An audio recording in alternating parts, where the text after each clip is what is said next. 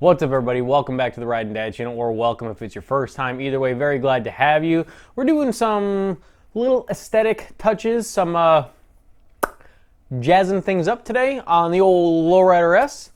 Let's roll that intro. We'll come back and I'll tell you exactly what I'm doing. Riding down a YouTube channel, it's the Riding Down a YouTube channel, it's the Riding Down a YouTube channel, it's the Riding Down a thing that you found. All right, so in front of me, I have, let's get a little ASMR in. A little ASMR.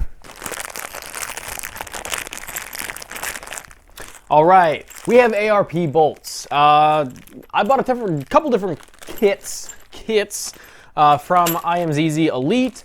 Customer service-wise, would I recommend them? That is a story for a different time.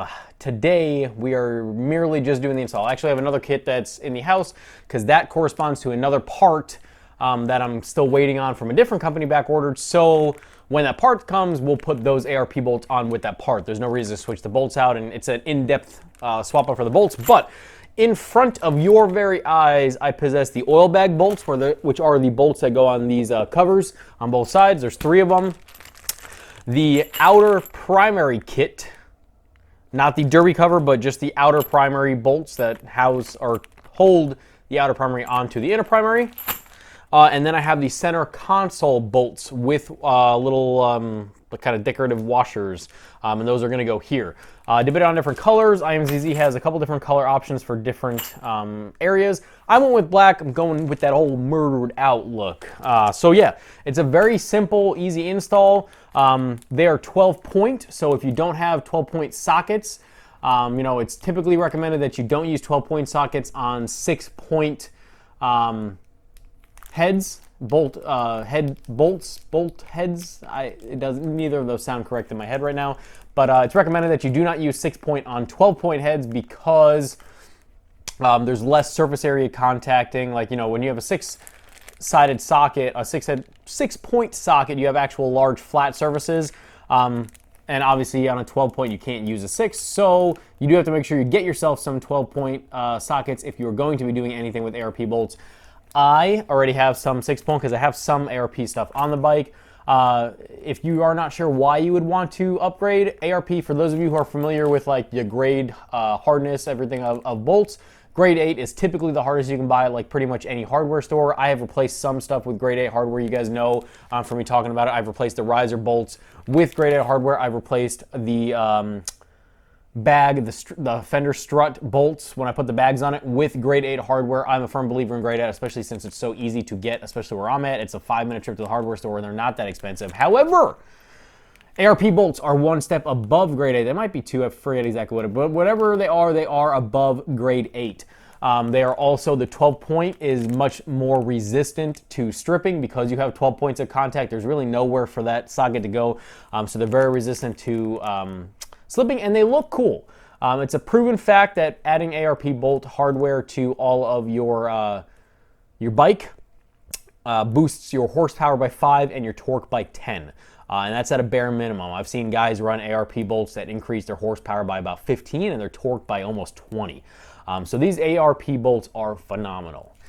All jokes aside, they're flashy, so it's a little cool custom touch. They're not super expensive, and like I said, you're getting that added benefit of the anti-stripping for the heads, and then also the increased durability, the hardness of these bolts. So we're gonna put these on. Like I said, relatively easy. Just enjoy some soothing music, and let's put these suckers on.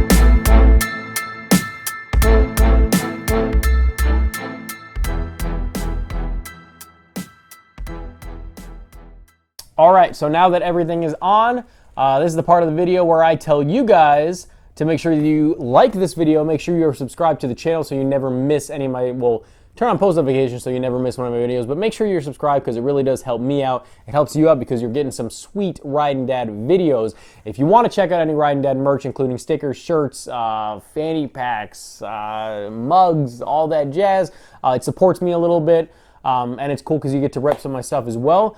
That is in the links below, as well as all my other stuff, Instagram, TikTok, all of that as well. At the end of this video and periodically, there were some videos that I hope you will click on and or already did click on to watch.